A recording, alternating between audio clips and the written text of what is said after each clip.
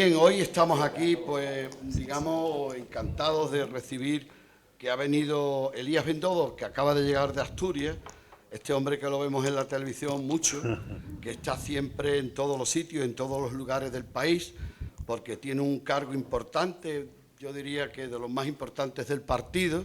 Como todos sabéis, Elías Bendodo empezó, digamos, con el municipalismo, siendo presidente de Nuevas Generaciones, pero concejal del Ayuntamiento de Málaga.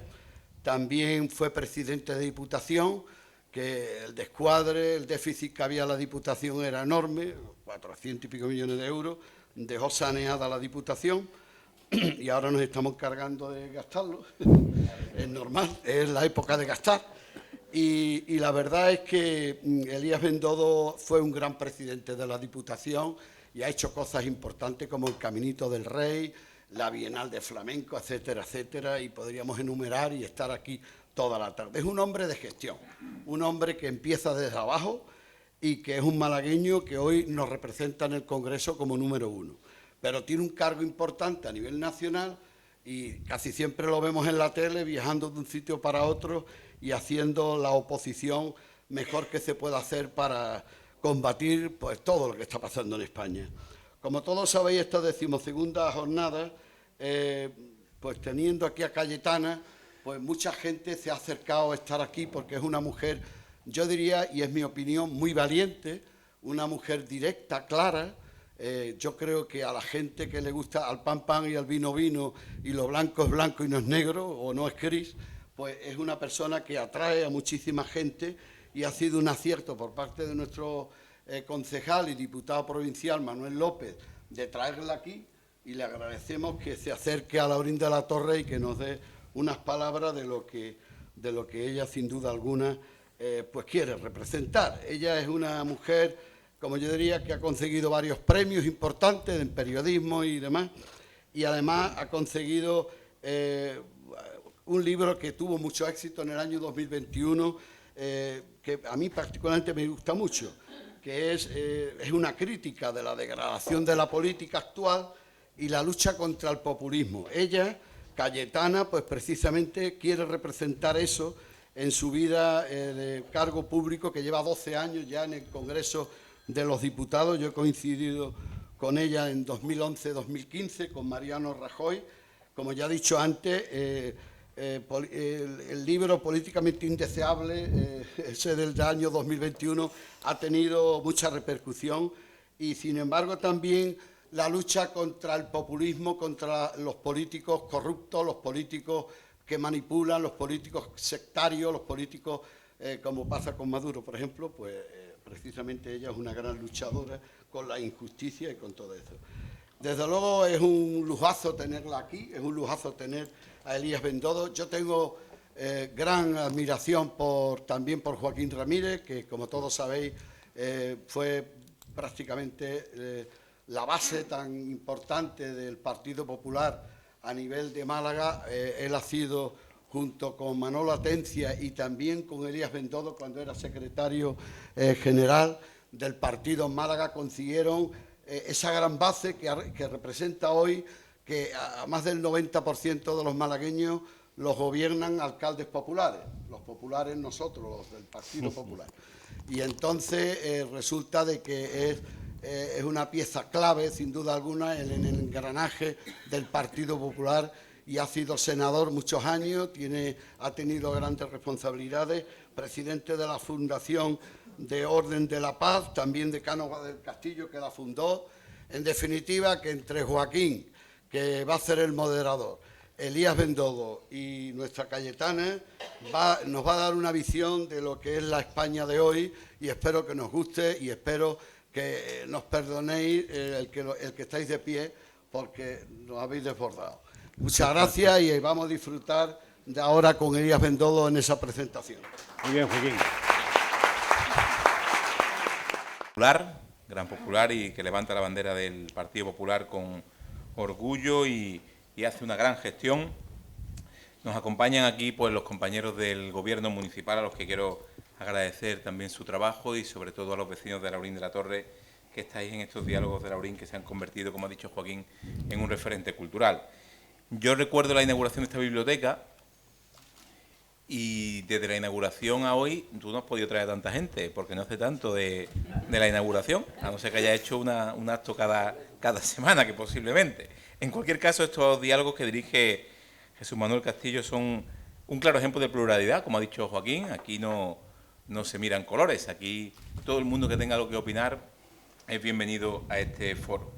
Por eso me encanta que se celebre en esta biblioteca, que lleva el nombre de Antonio Garrido Moraga, nuestro Antonio Garrido Moraga, que tuve el privilegio, cuando era presidente de la Diputación, de ayudar a construir esta biblioteca, porque no sabéis la insistencia del alcalde para que esta biblioteca se hiciera, y cualquiera le dice que no a este alcalde. Yo no me atreví y aquí está la biblioteca, querido Joaquín. Pero vamos a centrarnos en lo que nos trae hoy aquí. La RAE define diálogo como plática entre dos o más personas que alternativamente manifiestan sus ideas o afectos.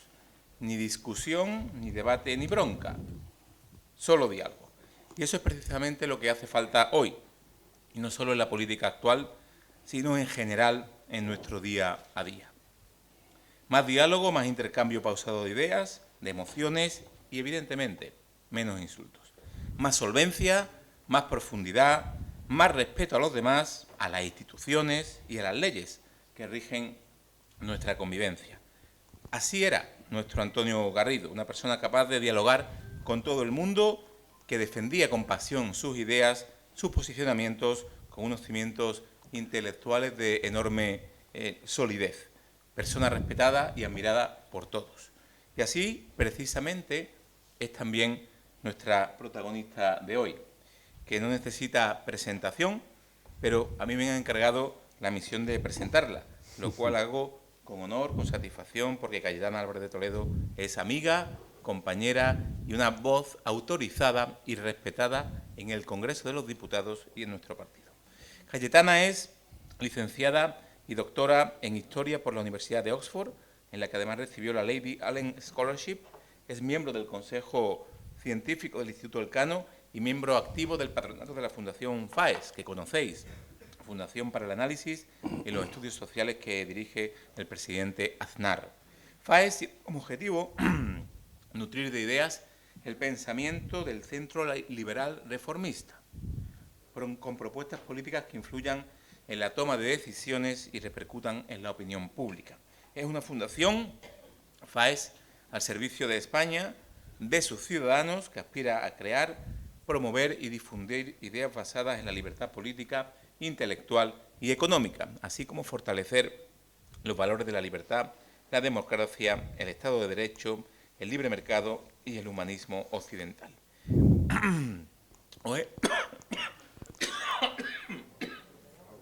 Esto es el frío de Asturias, porque Asturias es invierno cerrado. Cuando llego aquí otra vez verano, estos cambios de temperatura no pueden ser buenos. Como os decía, os he leído los propósitos de FAES porque creo que cuadran perfectamente como definición del papel que viene jugando en la política y la vida pública española nuestra invitada en los últimos años.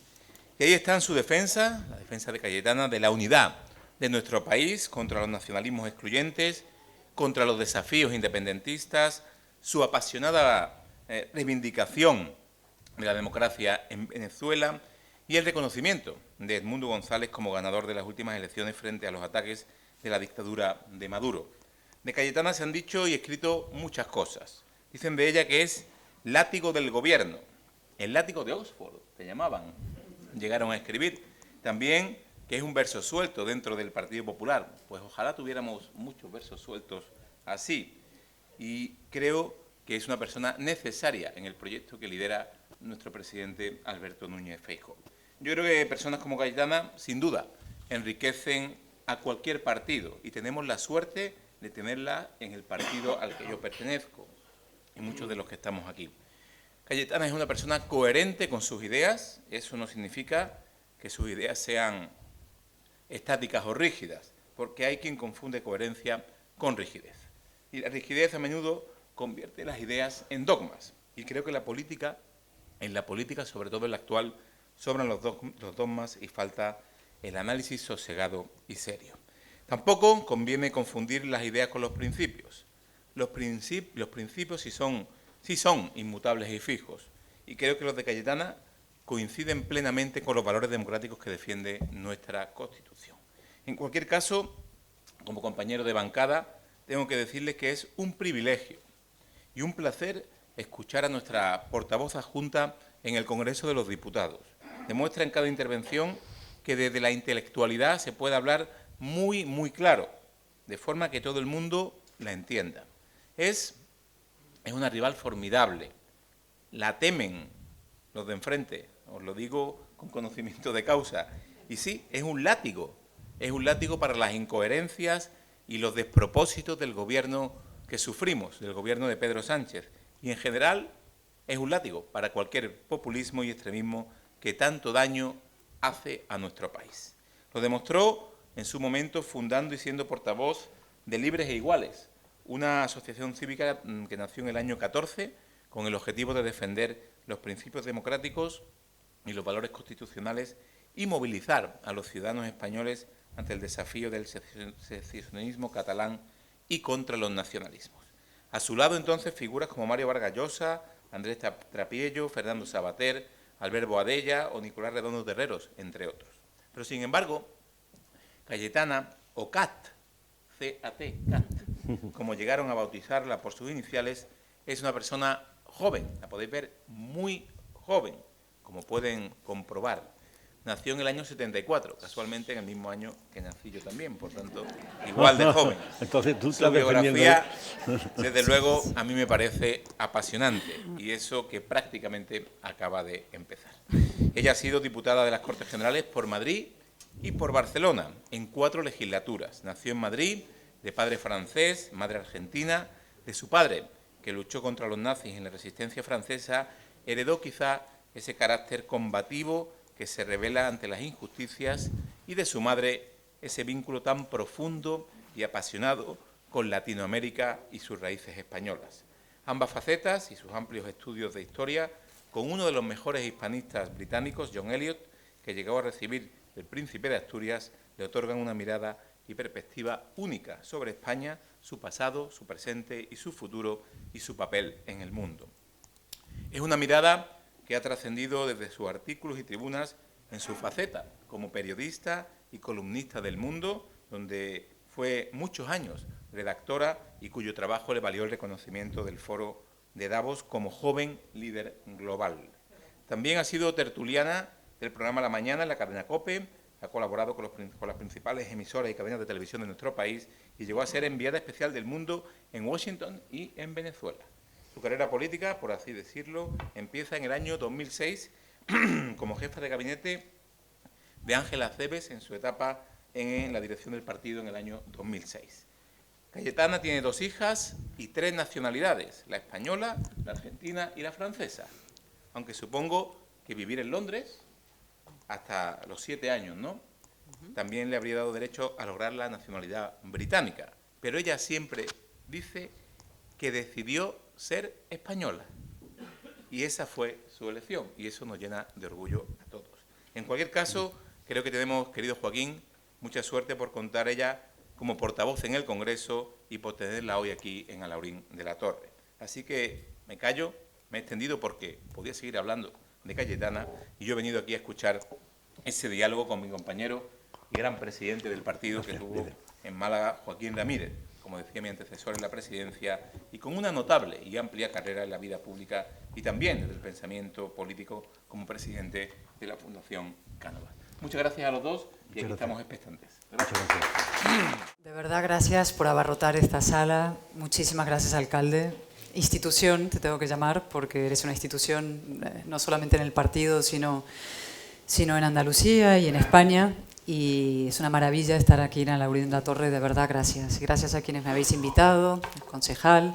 Muchísimas gracias, Elías, por esta generosísima presentación. Somos efectivamente compañeros de escaño y, por tanto, algo incluso más importante que amigos, es aliados en una tarea importantísima en estos momentos en España. Mi compañero Mario, Gema, que está aquí también, y tantos otros amigos. Son momentos decisivos y no, te agradezco de verdad, de corazón, tu presentación. Siempre digo que un partido político no es una secta, es decir, somos todos distintos, cortados con tijeras diferentes, cada uno tiene su sensibilidad, pero debo decir que pocas veces en mi vida en el partido yo me he sentido tan cómoda, tan arropada y tan bien acompañada como en estos momentos. Y esto es gracias a la Dirección Nacional, de la que forma parte Elías, y a los compañeros maravillosos que tengo en estos momentos en el Congreso. Así que gracias de verdad a todos por este recibimiento, ¿no? Yo quiero empezar primero trasladando un pésame muy sentido y muy especial a la familia de una compañera nuestra, de María Díaz, y a todo el partido, ¿no? Con 40 años nos ha dejado y quiero desde aquí mandar un abrazo muy especial. Y su figura de alguna manera me sirve para hacer una pequeña introducción sobre la política, ¿no? Mencionabas, alcalde, a mi libro de Políticamente Indeseable, ¿no? Yo es que creo que no hay oficio más importante que la política, que es el oficio probablemente más denostado en estos momentos. Cantidad de gente le preguntas qué opinan de los políticos y mejor no escuchar la respuesta. Uno de los principales problemas de los españoles, teóricamente, es la política y los políticos, y sin embargo no hay oficio más importante.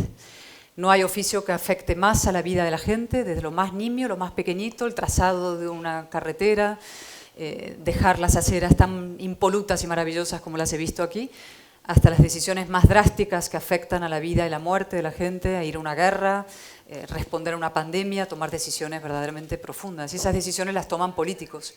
Y por eso es tan importante que a este oficio se dediquen los más competentes, los más inteligentes, los más honrados, los mejores en una sociedad, ¿no? Y yo me siento orgullosa de tener compañeros así en mis filas y también de intentar contribuir a que la política sea un oficio, como digo, noble, ¿no? Yo voy a hacer una introducción primero presentándome más allá de todas las flores de Elías, que eso va de suyo porque somos compañeros y amigos. Decirles un poco qué es lo que me mueve para luego hacer un diagnóstico de cómo veo la situación del país, ¿no? A mí me mueven varias cosas. En primer lugar, el optimismo.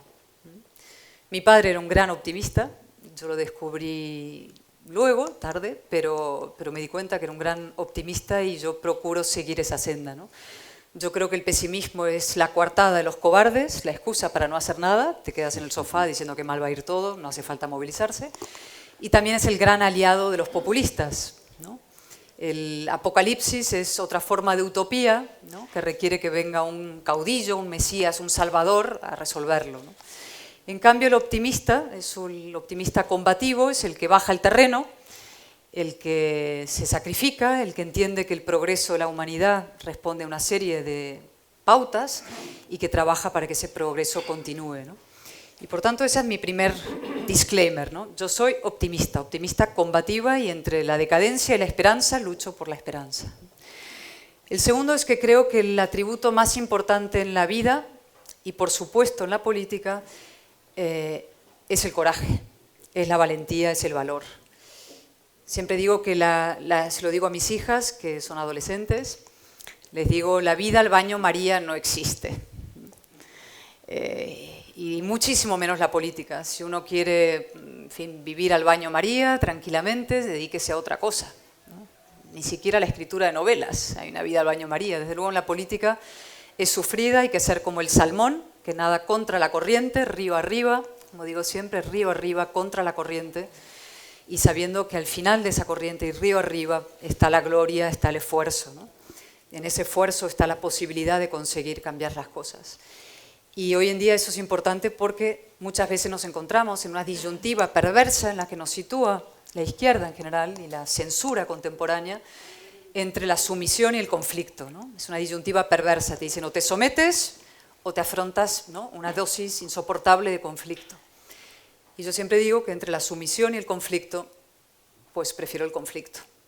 Y eso es desagradable, a veces es incómodo, hace que te llamen de todo, entre otras cosas ultra, facha, radical y todo eso va de suyo, pero entre la sumisión y el conflicto es preferible el conflicto. La tercera idea que me mueve es que la verdad es un valor imprescindible que hay que recuperar en la conversación pública. La verdad ha sido destruida. Hoy en día las opiniones se han convertido en hechos y los hechos en opiniones. Todos los hechos son opinables y todas las opiniones son hechos. Y entonces la conversación se ha destruido. Decía Elías, ¿no?, que el diálogo es importante recuperarlo. El diálogo es posible solamente a partir de la recuperación de la verdad como un valor en la conversación. Si no, todo es ruido, es mi versión contra tu versión, mis sentimientos contra los tuyos, y los sentimientos no pactan. Son mis opiniones, es que son las mías. No podemos pactar cuando la verdad desaparece.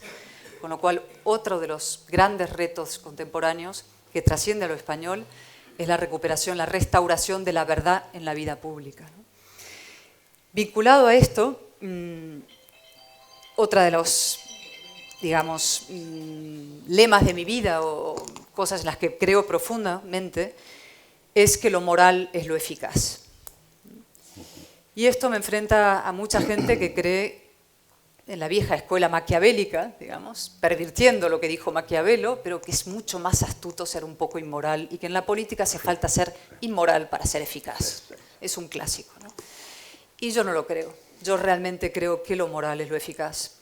Y esto me sirve para hacer un paréntesis, ya que hay algún medio de comunicación o unas teles aquí, para hablar del asunto del día, ¿no? Como he sido periodista, sé lo que sufren los periodistas cuando un político tarda mucho en decirles lo que le quiere decir.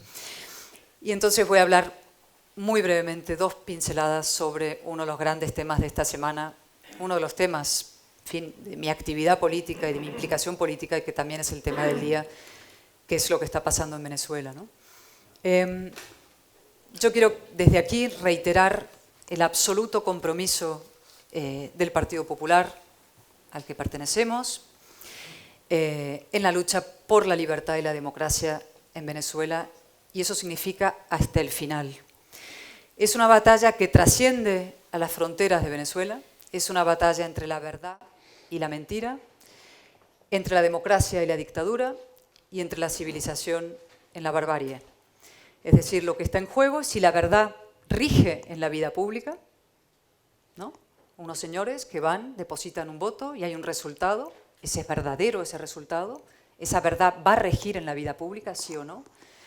Como digo, es una batalla entre democracia y dictadura, es decir, si las urnas y si el mandato popular van a hacerse valer o no, lo cual podría pasar en Venezuela como aquí, como en cualquier lugar, ¿no? Y en tercer lugar, insisto, entre la civilización y la barbarie, entre la tortura, la extorsión, el secuestro, el asesinato y la civilización, que es el mundo de las reglas, del orden, de los derechos humanos al que pertenecemos. Y eso me lleva a decir que he visto con absoluto estupor y con repugnancia, añado, lo que ha sucedido en las últimas horas y el papel deplorable que ha jugado el Gobierno de España en una sucia operación de coacción y extorsión a un presidente electo de un país soberano. Esa operación, que tuvo lugar nada menos que en la Embajada de España en Caracas, fue, como digo, una operación de extorsión y de chantaje a un presidente electo de un país, en este caso además un país amigo. Es decir, la Embajada de España sirvió como una sala de operaciones para una transacción o una extorsión mafiosa. Y eso es de una gravedad impresionante. Eso es un inmenso escándalo. Eso es una fechoría antidemocrática. Y no sigo poniendo calificativos porque es difícil encontrarlos. La diplomacia española no puede estar al servicio del crimen. Me parece una evidencia.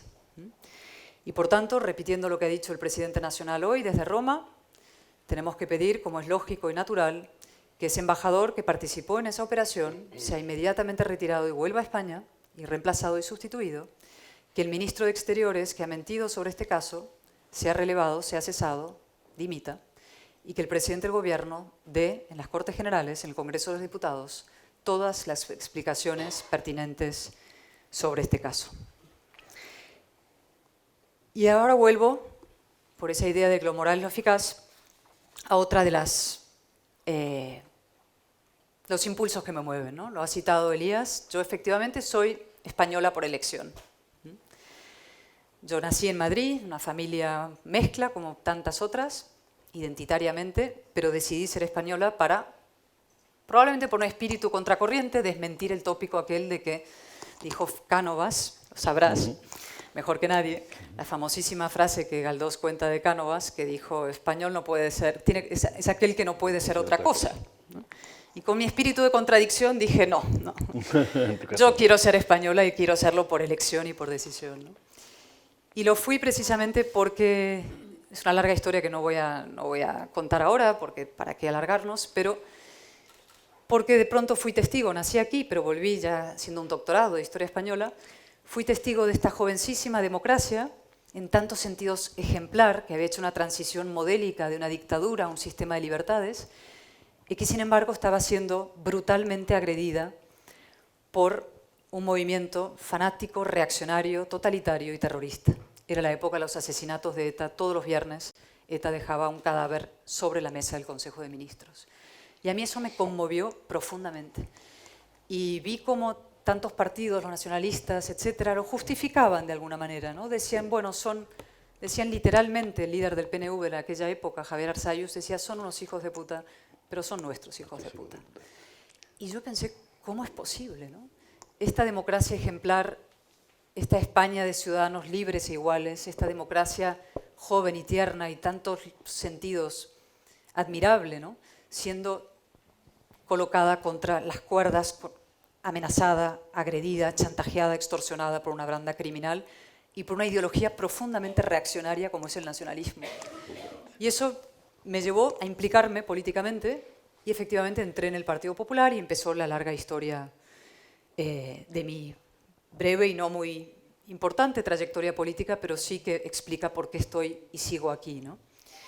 Y esto me lleva a saltar a la situación actual, ¿no? que está vinculada con todo aquello, ¿no? ¿Dónde estamos ahora en España? ¿Cuál es la situación, no? Estamos exactamente en el vértice entre la decadencia, el fracaso, el pesimismo y la esperanza, el optimismo y el inicio de una etapa distinta, ¿no? El sanchismo, y esto lo he repetido 1000 veces, y perdonadme algunos si me lo ha oído, mis compañeros seguro, no es solamente una forma vulgar de hacer política.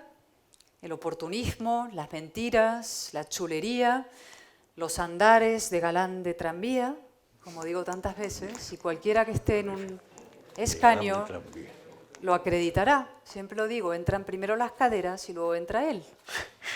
Entra caminando así, chulo. Los andares del galán de tranvía. No es solamente eso el sanchismo. El sanchismo es un proyecto de poder a largo plazo. Es un proyecto para acabar con la alternancia política en España. Es un proyecto que para acabar con la alternancia política en España está dispuesto a todo, incluido la liquidación de esa España constitucional tan admirable, tan ejemplar, reformable como todas, pero tan extraordinaria que una generación increíble construyó en la finales de los 70, ¿no? En el año 78. Por tanto, ahora no tenemos exactamente un gobierno en España. De hecho, es incapaz de pactar presupuestos, ni siquiera de sacar adelante ningún tipo de iniciativa legislativa. También fracasa en todas las semanas, se llevan unos revolcones parlamentarios absolutamente espectaculares. No es un gobierno en sentido estricto, lo que es un proceso. Es un proceso que sigue en marcha, torpemente, pero que sigue en marcha, como digo, para acabar con la alternancia. Y un proceso que nos lleva de una democracia plena, democracia como todas reformable y mejorable, pero una democracia plena, a una democracia fallida. Para esto tengo que hacer un inciso y explicar la diferencia entre el procés y el proceso. No es lo mismo. Sánchez dice, yo acabé con el procés. Vamos a intentar desbrozar el camino, ¿no? El procés es lo que inician los grupos independentistas, separatistas en Cataluña, un proceso de ruptura, de secesión unilateral de Cataluña del conjunto de España, que desemboca en el golpe de Estado el 1 de octubre de 2017. Ese proceso es derrotado por el Estado de Derecho español. Lo derrota la policía y la Guardia Civil cuando impide el referéndum. Lo derrota un gobierno del Partido Popular que aplica un 155 para desactivar a un poder autonómico en rebeldía. Lo derrota Su Majestad el Rey en un discurso absolutamente impresionante, la primera vez que la máxima autoridad del Estado se dirigía a los nacionalistas como adultos y les decía, ustedes son responsables de sus actos, y se dirigía también a los constitucionalistas catalanes y les decía, no estáis solos. Eso no había pasado jamás. Y lo derrotan también los jueces y los fiscales cuando hacen lo que tienen que hacer, que es en un proceso absolutamente garantista y ejemplar, al lado de mi casa, yo lo veía entrar los furgones, al lado, en la Plaza de las Salesas, en el Tribunal Supremo, juzgaron y condenaron a toda la cúpula delictiva, la cúpula golpista. El Estado de Derecho, insisto, derrotó al procés. ¿Qué pasó entonces? Que el Partido Socialista lo resucita. Resucita a sus principales actores, pacta con quienes unos meses antes habían dado un golpe de Estado, hace una moción de censura, echa al Partido Popular del poder e inicia el proceso, que es una cosa distinta.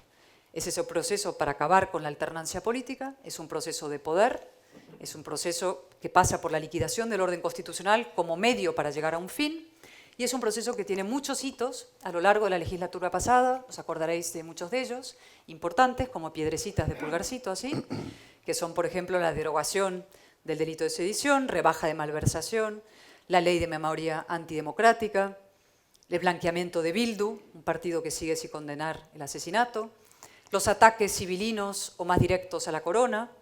Todos estos son momentos de ese proceso de la legislatura pasada. Pero es en esta legislatura, es donde estamos en estos momentos, donde se están produciendo los verdaderos hitos importantes de ese proceso. Estamos inmersos en ese momento exacto. Y son tres, esencialmente. Podemos hablar de un cuarto, quizá. El primero es el acuerdo que llega el Partido Socialista con Junts per Catalunya el día 9 de noviembre del año 23, el año pasado.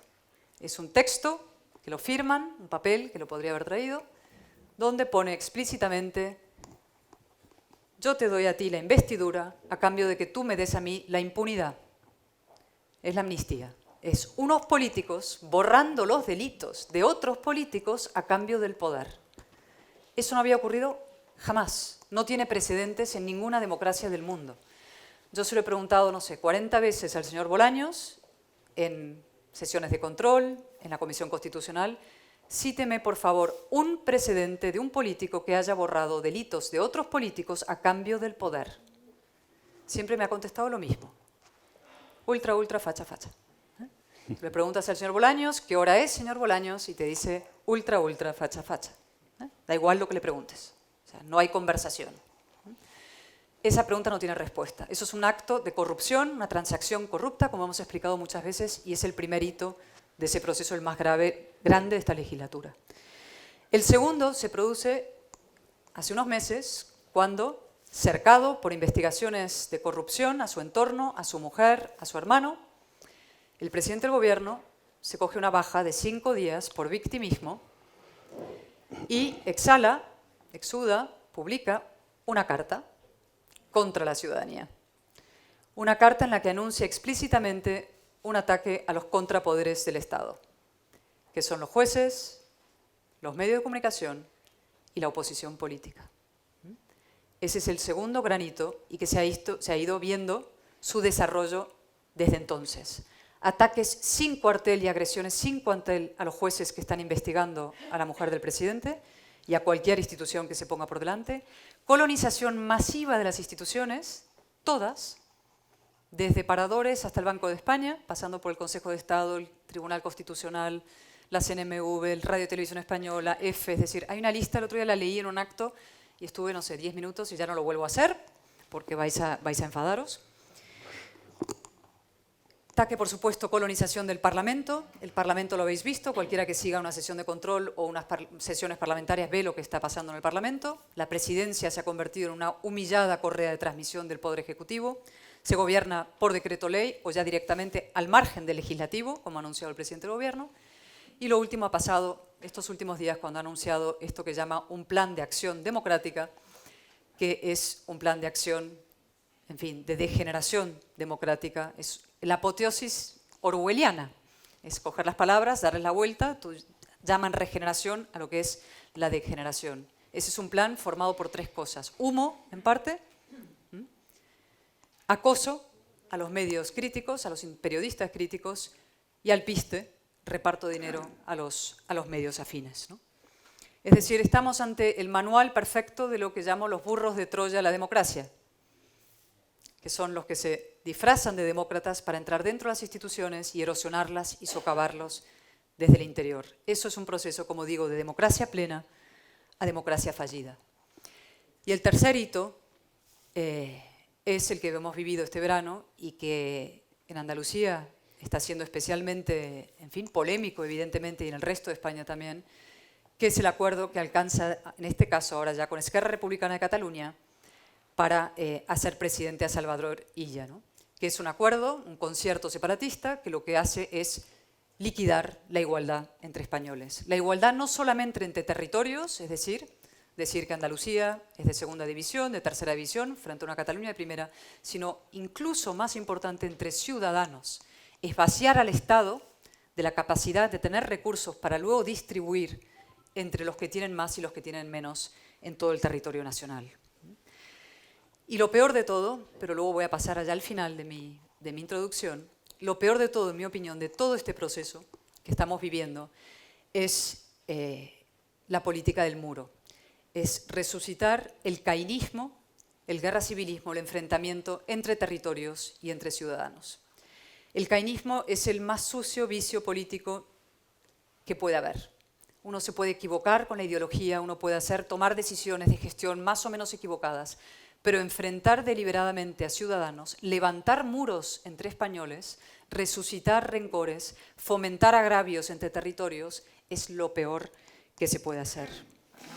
Y eso es lo que estamos viviendo, ¿no? Y frente a eso, frente a ese proceso, como digo, de degradación, de decadencia, de división, de desigualdad, es lo que tenemos que articular nosotros. Primero como principal partido nacional, pero también, y en esto hay que implicar al resto de la sociedad. Siempre digo, los políticos somos los primeros responsables del devenir de una nación, el liderazgo y el individuo es crucial, pero sin una ciudadanía movilizada y activa no hay nada que se pueda hacer. Y por eso yo vengo, como decía al principio y por ya cerrar, con un mensaje de movilización y de esperanza y de fuerza y de combate, ¿no? Nosotros tenemos la obligación de frenar y revertir ese proceso de degradación y de decadencia y de fracaso, ¿no? Como decía, el sanchismo es ante todo una forma de pesimismo. El sanchismo lo que hace es abonar una vieja idea española que data de tiempo inmemorial, yo lo leía en los archivos del siglo XVI, de que España en el fondo está abocada a repetir sus errores históricos, de que España solamente puede ser aquello que quisieran sus odiadores que sea, es decir, un duelo a garrotazos entre dos Españas, un Frankenstein descosido entre pedazos o un desencanto, ¿no? Ellos promueven la idea de que la España constitucional, esa tan admirable que a mí me conmovió, es como fuegos artificiales, ¿no? Que estallan, brillan efímeramente, luego se disuelven en la noche. Y hay que decir que eso no es verdad. Que España, la España constitucional, va a ser lo que nosotros, cada uno de nosotros hoy, españoles, en cada pueblo y en cada ciudad y en cada provincia, en cada autonomía, decidamos que sea. Y que frente a la estrategia perversa del divide y vencerás, frente a esa idea del sálvese quien pueda que él está fomentando, nosotros vamos a trabajar por un sintagma muy sencillo y a su vez profundamente emocionante, que es el bien común. Sánchez quiere que todos seamos igual de insolidarios y egoístas que él o que sus socios, ¿no? Que pensemos simplemente en lo nuestro, cada uno en lo nuestro, un andaluz en lo suyo, cada uno un murciano en lo suyo, que el gallego piense solamente en lo que es bueno para Galicia, ¿no? Y nosotros tenemos que decir frente a eso que no, que esto es un proyecto nacional, que el bien común, como digo, es lo más importante, que la verdadera singularidad es la nación, lo que nos une, que no hay nada más fácil que ver lo que nos diferencia a unos de otros, el color de la piel, la raza, la religión, el acento, y que sin embargo no hay nada más decente, ni más valioso, ni más útil que ver lo que tenemos en común. Insisto que no hay nada más fácil que pensar qué hay de lo mío en estos momentos, de conciertos y de separatismos, y sin embargo que no hay nada más importante, más decente y más valioso que defender el bien común, lo que nos une, lo que nos iguala. Y por eso, y con esto acabo, quiero decir que me siento especialmente orgullosa además de lo que se está haciendo en Andalucía, desde el Gobierno de Andalucía, de ese trabajo para defender no solamente lo andaluz, porque es nuestro, sino lo español porque es de todos. Que entender que la suma es mucho más grande, digamos que el todo es mucho más grande que la suma de sus partes. Y que ese bien común es la bandera que vamos a levantar. Esa es la gran bandera de la España constitucional. Por eso me metí en política, por eso sigo aquí y a esa causa os convoco. Así que muchísimas gracias por su cariño, por su afecto y por su acogida esta noche y a seguir trabajando. Muchas gracias.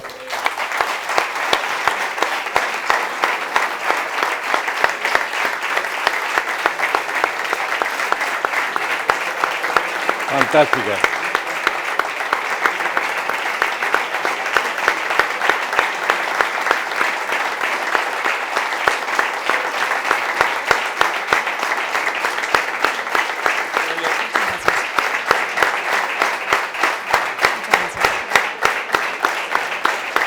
Bueno, me ha encantado.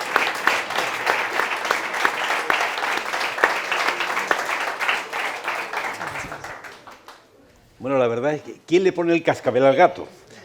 Lo moral es lo eficaz. Es decir, el político en vez de ser inmoral, en vez de ser un pícaro, debe hacer lo que debe hacer, no lo que cree que le conviene hacer. En la política española hay mucho político que hace lo que cree que le conviene hacer. Al final, lo que Cayetana ha puesto de manifiesto es que lo que le convenía era ser moral, que lo que le convenía de verdad era hacer las cosas bien y ser ético. Y eso es lo que está pasando en España. Yo creo que hay un político, concretamente, en los últimos tiempos en el Congreso de los Diputados, que no duerme la noche anterior a cuando va a comparecer ante ti, que es Félix Bolaños. Yo creo que no duerme ni esa noche ni la siguiente. Y poca respuesta te da, Cayetana, cuando lo revuelcas habitualmente. Ultra facha. Ultra facha, porque... El problema es que si hoy no te llaman facha en España, no eres nadie. Cierto. Entonces, no hay, no sé, Serrat es un facha, Sabina lo han llamado facha, es decir, todo el mundo es facha, no sé, Felipe González es un gran fascista, por supuesto. Lambán es otro fascista, es decir, hay unos nuevos. Cualquiera que discrepe de la deriva reaccionaria de la izquierda hoy en día es un fascista, con lo cual, ya me dirás. Al colectivo de la fachosfera acaban de ingresar ahora los socialistas portugueses que han votado en el Parlamento Europeo en el favor del reconocimiento del presidente Edmundo González. Pero fíjate eso, hoy he hablado con un eurodiputado portugués de nuestra familia política, un jovencísimo diputado que intervino, de hecho hoy, ha estado brillantísimo, y decíamos, claro, es devastador ver cómo los partidos socialistas no toman una postura moral en esta batalla, porque esta no es una batalla entre la izquierda y la derecha. Se lo dije yo el otro día en la defensa de la proposición no de ley pidiendo el reconocimiento de Edmundo González en el Congreso, ¿no? La izquierda se hace un flaco favor a sí misma identificándose con Maduro, ¿no? O sea, ni siquiera la izquierda merece este descrédito. Sí, sí. ¿Es Maduro de izquierdas? Bueno, claro, yo les preguntaba a los que están diputados de izquierdas ahí, de Esquerra Republicana, a Bildu, a Podemos, a Sumar, ¿es Maduro de izquierdas? Es fascista. Entonces hacía un silencio, bueno, es fascista, es un totalitario de mano. Yo les pregunto, si ellos insisten en defender a Maduro, es porque es de izquierdas, entonces la izquierda es eso. La izquierda es el atropello, la violación de los derechos humanos, ellos sabrán. El que mejor lo ha visto es el presidente Boric de Chile, que salió diciendo, sí, Venezuela es una dictadura. Es lo mínimo, ¿no? Es lo mínimo que se puede decir. Yo digo que es mucho peor lo que pasa en Venezuela hoy. En Venezuela ni siquiera hay una dictadura. En Venezuela hay un cártel criminal al frente del país. No hay un gobierno, es un cártel criminal de narcotráfico. Lo digo seriamente, no lo digo como frase hiperbólica. Son gente que se dedica al crimen organizado y al narcotráfico y que operan como secuestradores. Y entonces hay una izquierda que se empeña en no desvincularse de esta gentuza. Boric lo ha visto. Borrell ha empezado a verlo. Ha dicho que es un régimen dictatorial. Margarita Robles, con la que Elías ha tenido varios debates ya, el otro día dijo, es una dictadura, le cayó la bronca, ¿no? Entonces, eso es lo que yo digo sobre la verdad. ¿Cómo es posible que la verdad no pueda operar en la discusión pública? Y te dicen, no conviene decirlo porque es mucho más inteligente no decirlo, hay que ser astutos. El apaciguamiento es muy inteligente. Ah, sí. El apaciguamiento es inteligente. No hay que remontarse a lo que pasó en el siglo XX sobre las calamidades de la política de apaciguamiento. es que el caso de Venezuela es un ejemplo de manual. Llevan 25 años Zapatero y sus amigos promoviendo procesos de diálogo y de apaciguamiento. ¿Con qué resultado? Torturas, represión, atrincheramiento, ¿no? Con lo cual, sí, lo moral es lo eficaz y la izquierda tendrá que decidir si sigue vinculándose ella misma y desacreditándose ella misma, vinculándose con personajes tóxicos como Maduro. Decían que hasta una dictadura tiene sus reglas, ¿no? Y en Venezuela pues parece que no hay reglas. Porque una dictadura es antidemocrática, es injusta, pero tiene un procedimiento, tiene 4 cosas a las que agarrarse, y en Venezuela no hay regla de ningún tipo. Y eso es gravísimo.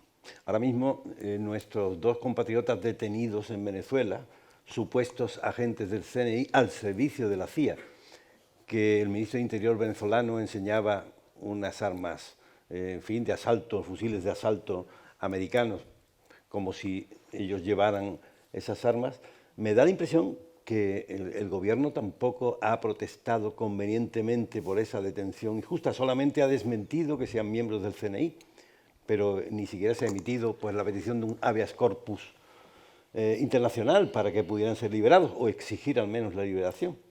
Es que no son los únicos españoles que además están presos. Claro.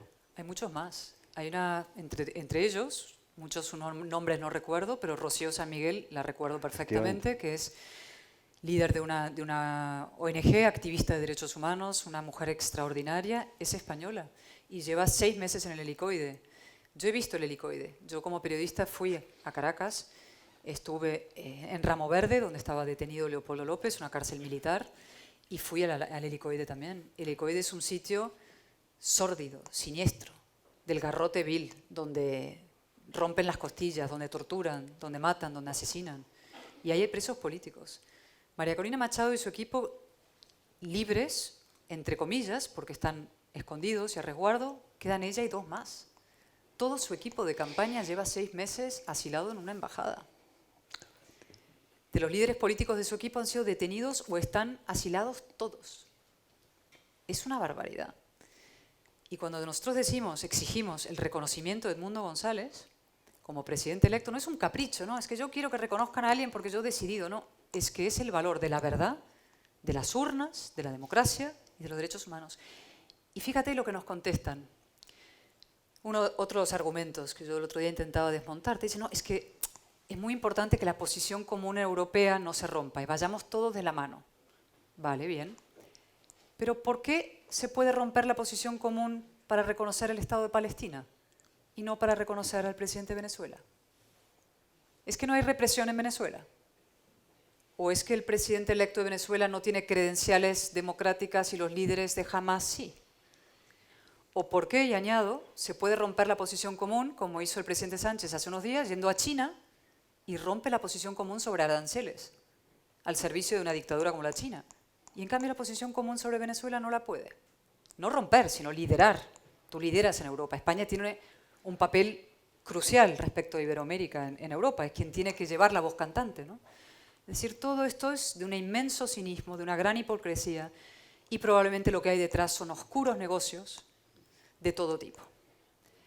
Y se acabará sabiendo. Se acabará sabiendo. Y lo digo con toda convicción.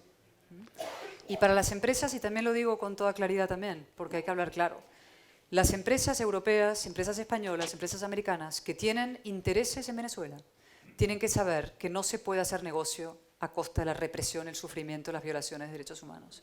Y segundo, que no hay salud económica y comercial sin salud democrática. Los más interesados en que ese país sea una democracia estable, con reglas, son las propias personas que invierten y quieren hacer negocio ahí, ¿no?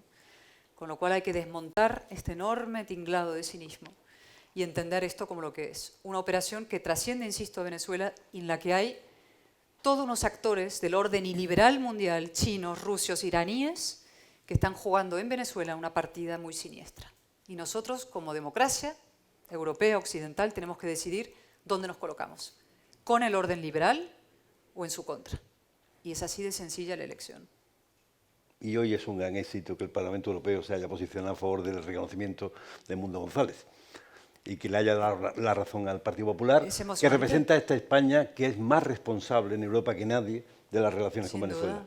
hemos tenido que liderar esa batalla, la lideramos en el Congreso, la lideramos y hemos sufrido hasta el último minuto. Yo con la votación en el Congreso teníamos que conseguir apoyos, lamentablemente no tenemos mayoría, ya la tendremos, estamos trabajando para tenerla. Y lo mismo nuestros compañeros en el Parlamento Europeo han tenido que, ¿no?, ir convenciendo y explicándole a la gente que Venezuela no es... Y esto es algo, fijaros, que Mario Vargas Llosa, al que quiero tanto y que admiro tanto, un día lo denunció hace ya muchísimos años en un debate con Günter Grass, otro gran escritor, y Mario denunció lo que decía el racismo visceral de tantos europeos que aceptan para América Latina lo que jamás tolerarían para sí mismos. Y hay muchos en Europa, yo lo he, en fin, siempre, en fin, a los de Podemos, por ejemplo, ¿no?, que iban a hacer negocios en América Latina, Pablo Iglesias, ¿no?, turismo del ideal, y luego se compraban su chalet en Galapagar con piscina en forma de riñón, pero iban a predicar la revolución comunista en patio ajeno y a destruir millones de vidas en patio ajeno, ¿no? Y en el fondo eso responde a un fondo de racismo que es decir, bueno, para América Latina da igual lo que pase. Y yo digo que no hay fronteras morales. Yo quiero para ellos lo mismo que para mí. Y no porque yo tenga una madre argentina y un acento que me delate. No tiene nada que ver con eso. Gente me decía, ¿a ti qué se te ha perdido en Venezuela?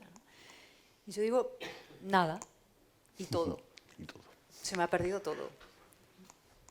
La democracia, los derechos humanos, mi libertad, es decir, es nuestra causa. Lo que se juega es tanto la democracia allí como aquí.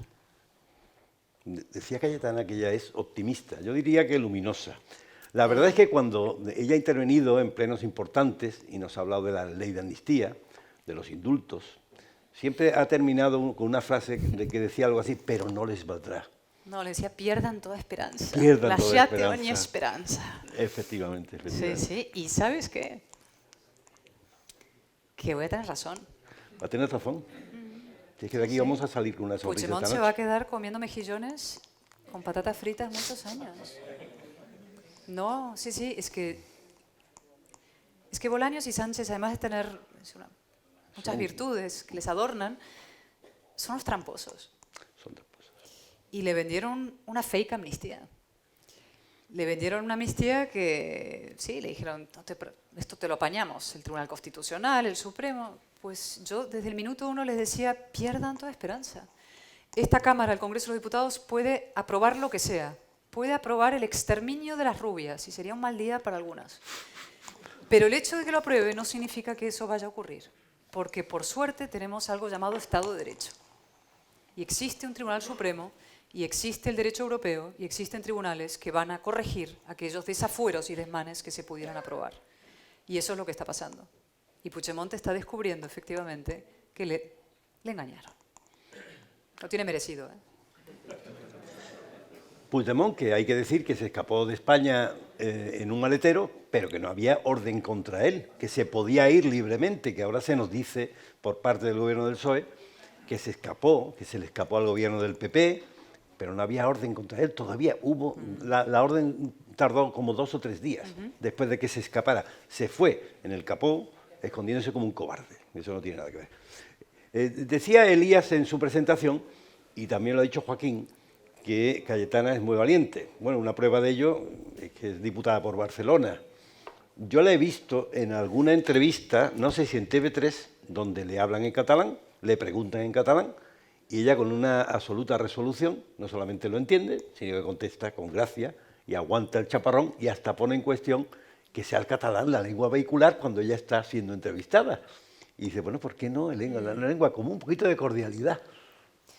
Es que fue, sí, me habían llamado previamente, era en TV3, uno de los programas más vistos de TV3, y entonces me llaman 2 días antes y me dicen, bueno, ¿quiere usted un pinganillo?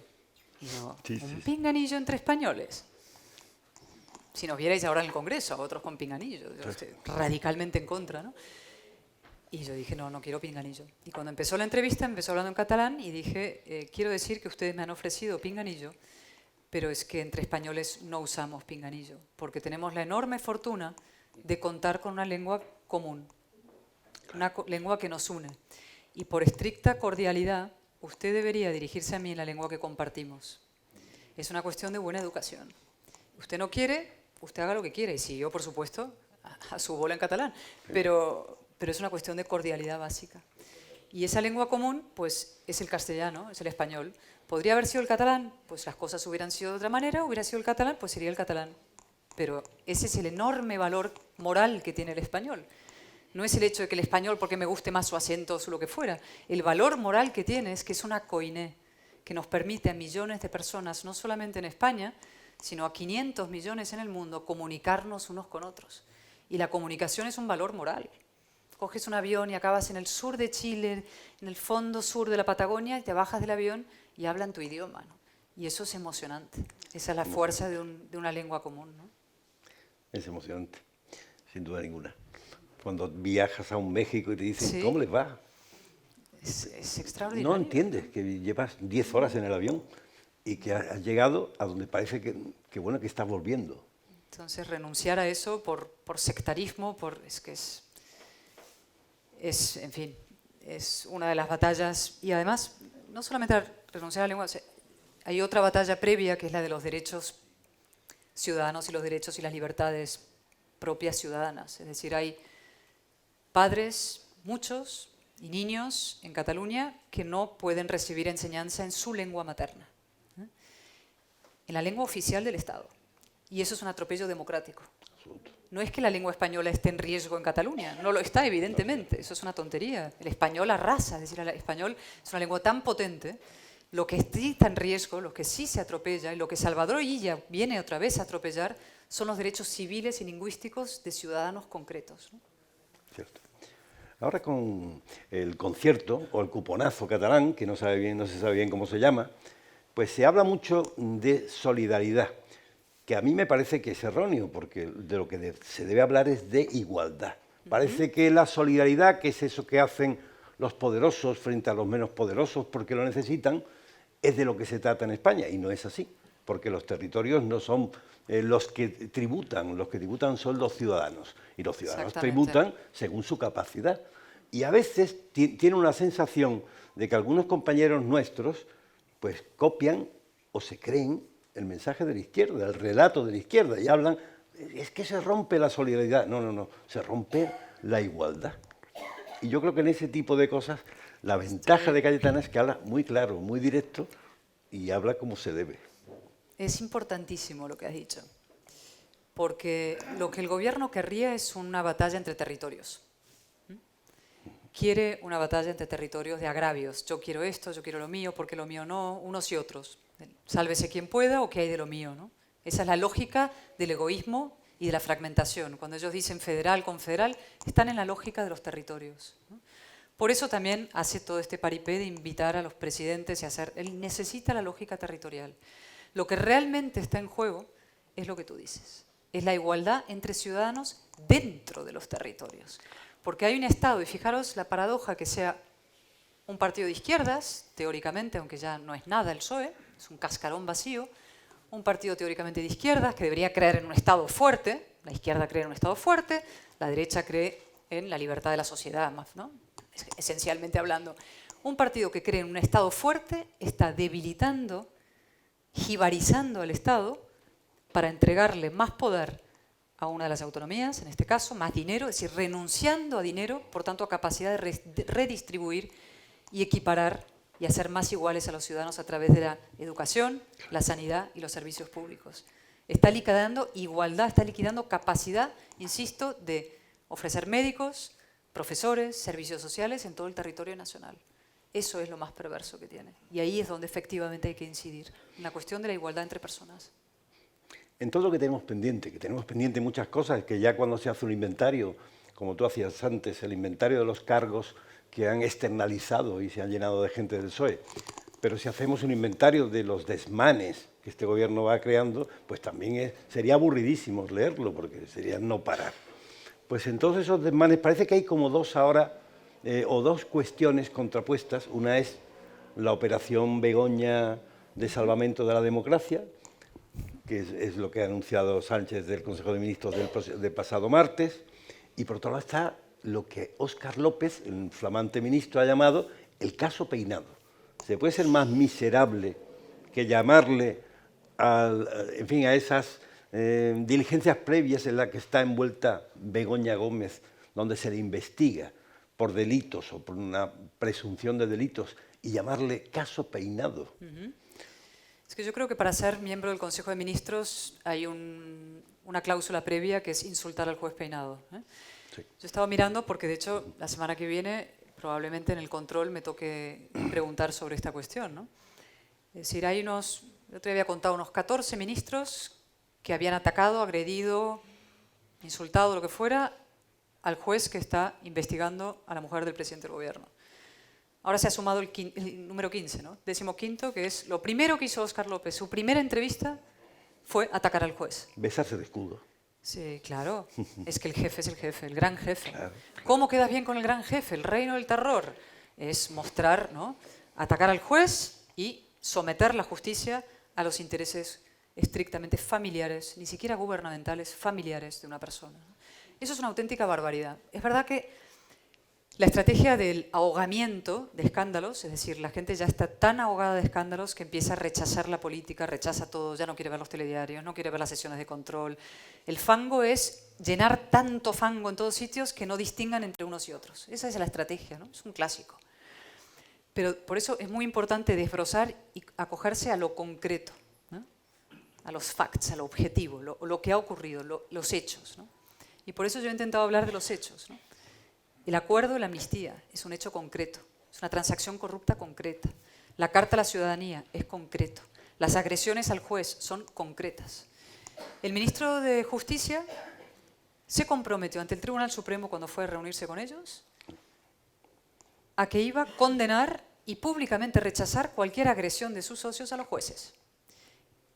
En el hemiciclo lo veíamos con Elías, se suben cada tanto los socios del gobierno, insultaban a los jueces, Nogueras, a unos otros periodistas por nombre y apellido, jueces. Entonces, nosotros, ¿cómo es posible que calle el ministro y no diga y lo defienda? Entonces él fue al Tribunal Supremo y dijo, me comprometo, pues el Supremo se quejó, voy a defender a los jueces. No es que no defienda a los jueces, es que es el propio Consejo de Ministros quien ataca a los jueces ahora. Eso es una auténtica barbaridad. Entonces, es verdad que nos acostumbramos a todo. Y esa es la ventana famosa de Overton, te vas acostumbrando, todo te parece normal y todo, hasta que un día la democracia, ¡pumba!, se te ha caído, pero ¿no? No te has dado cuenta y de pronto se ha roto, democracia fallida, ¿no?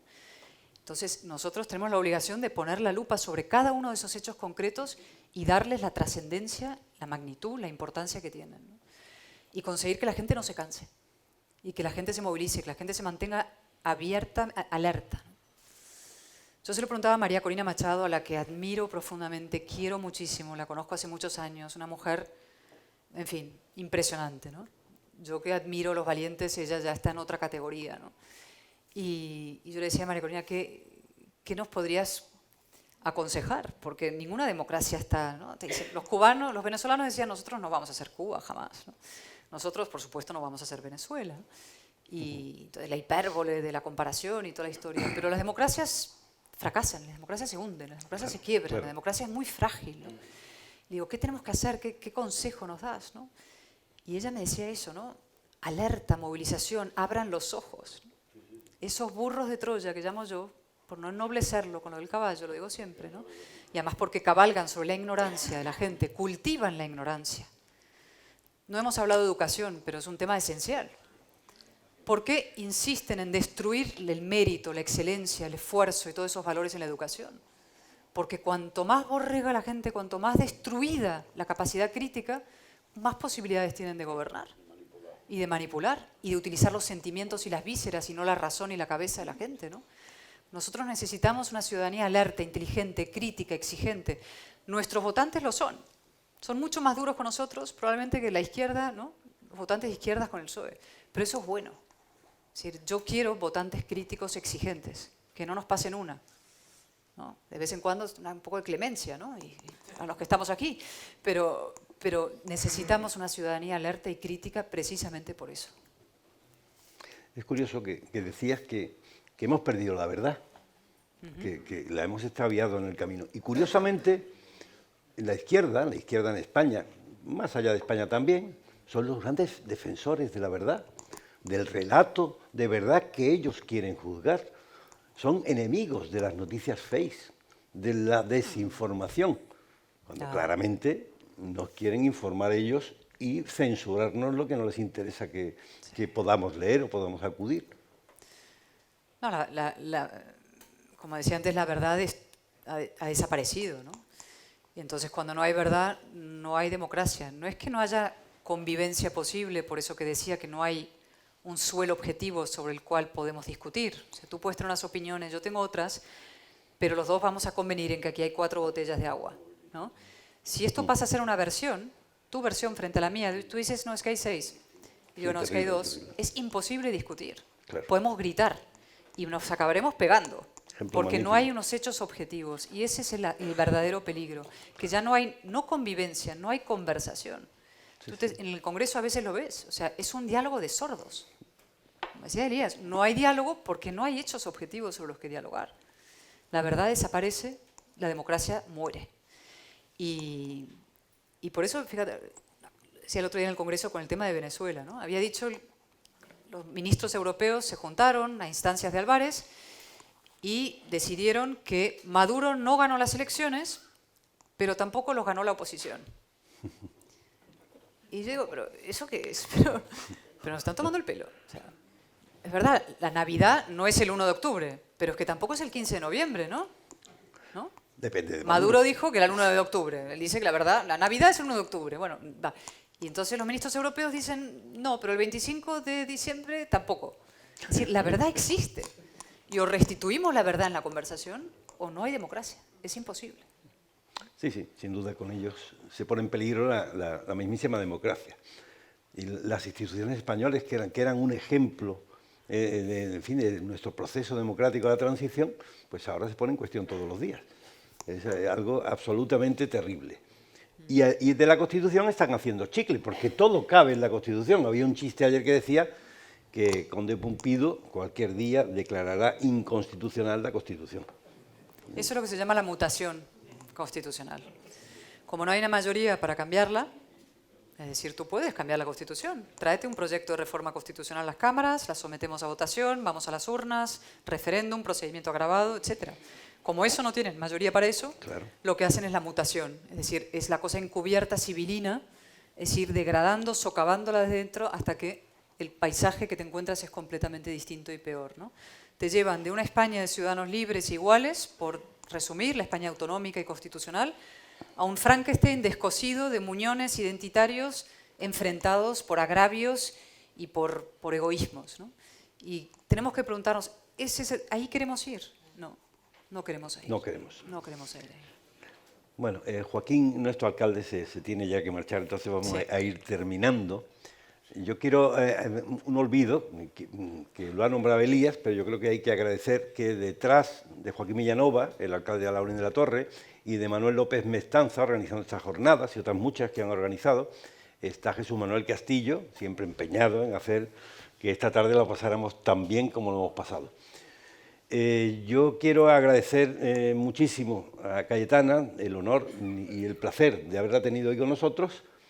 La habíamos visto mucho más por la tele, pero yo creo que es de verdad, es de carne y hueso, y nos llena de orgullo cómo defiende nuestro país, cómo defiende la ética de la democracia española, y que merece la pena, porque hoy nos reconciliamos con los políticos, con esos políticos que decía ella que a veces somos despiadados los ciudadanos, ¿no?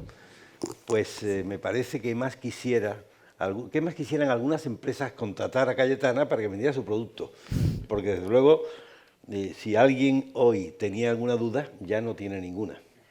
Ha sido un inmenso placer, Cayetana, Muchísimas gracias tenerte aquí a esta todos. tarde con nosotros. Muchas gracias.